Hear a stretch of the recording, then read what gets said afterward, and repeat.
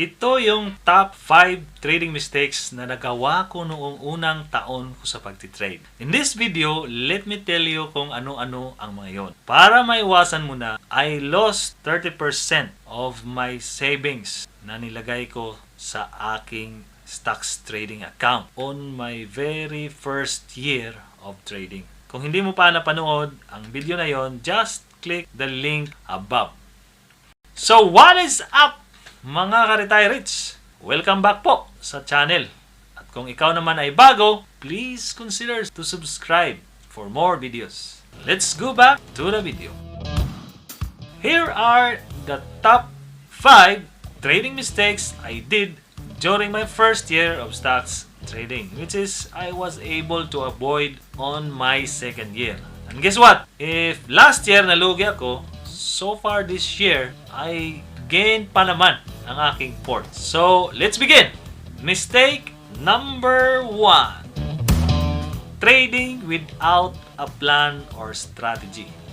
Ito ang kalimitang mistake ng newbie, no? Pag lumusob ka sa gera na wala kang plano, parang suicide mission ang nangyari. You are doomed to fail. Because if you do not have a plan, it's like you plan to fail. So, dapat meron kang plan talaga or strategy na nakadefine lahat kung kailan ang entry, kailan ang exit, kailan ang stop loss, or saan ang stop loss. So, I avoided these mistakes by simply committing to my strategy. At since wala akong masyadong time sa market, I used Kalma strategy, no? Which is yan ang nakikita nyo lagi dito sa channel. At kung walang ma-screen na stocks using Kalma, hindi walang trade, period. So, mistake number 2. Disrespecting stop loss. Okay, mabigat ito. So, noong natuto naman akong magplano ng trade at gumamit ng strategy, masyado naman akong tiwala na aayon si market sa plano ko at papasok ito sa setup ko. So, if the trade goes against me at na-hit si stop loss, abay, I keep ignoring it. To the point na sana 3% lang ang loss, abay, umabot tuloy ng 10%, minsan umabot pa ng 20%. So, I avoided this mistake on my second year by respecting my stop loss and keeping in mind na lagi pong tama si market. Huwag na huwag makipagtalo kay market, period. So, mistake number 3. Itong mistake na ito ay pinsan din ito ni mistake number 2. Pag masyado kang nagtiwala sa trading plan mo or sa strategy mo, which is tama naman. Yes, of course, you need to trust your system, your plan, your strategy. But because of this also, you tend to ignore risk management. Halimbawa, mag-bullish cross na si MACD at price above Alma na. All in na to. O, diba? So, without checking also na mataas na pala masyado ang risk, and then after nakabili at nag-reverse si market, doon mo palang maisip ang risk. I avoided this mistake by putting risk management as the ultimate priority to check before even considering a stock to trade, and applying also the so-called 1% rule.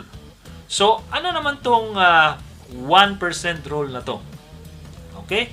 May video tayo niyan, no? And I recommend na panoorin nyo by clicking the link above. Yan. Mistake number 4. Overtrading. Grabe ang overtrading ko nung first 6 months ko sa trading last year. Not last year, 2019. Noong 2019. Mula April, May, June, July, August, September, October. So, this was brought about dahil sa maling mindset ko going into trading.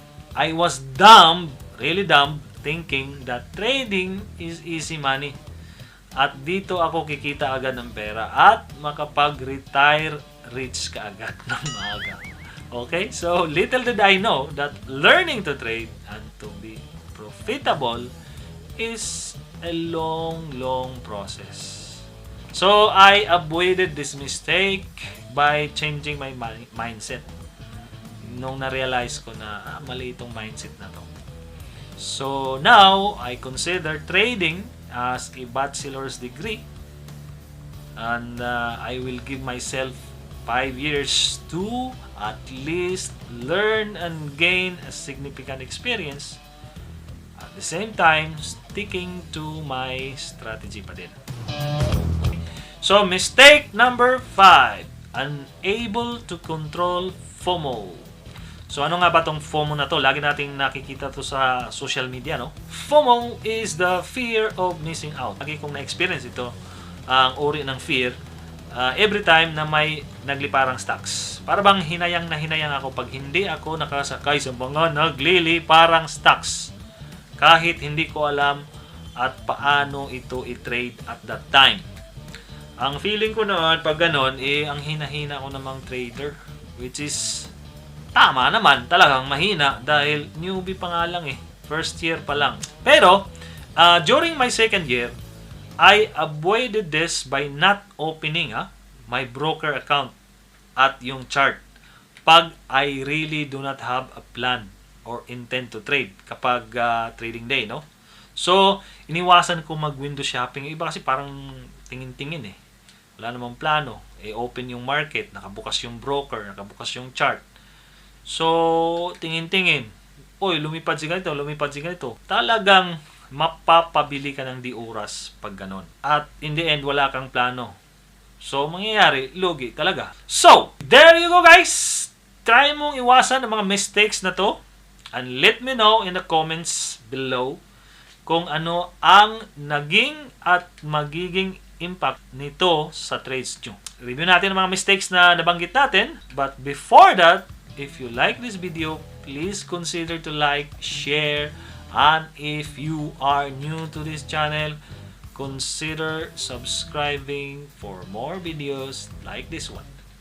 Going back to the video. Top 5 mistakes to avoid. Trading without a strategy or plan. Number 2, disrespecting stop loss. Number 3, ignoring risk management. Number 4, overtrading. Number 5, unable to overcome FOMO. That's it, mga ka-retire rich. I will see you on the next video.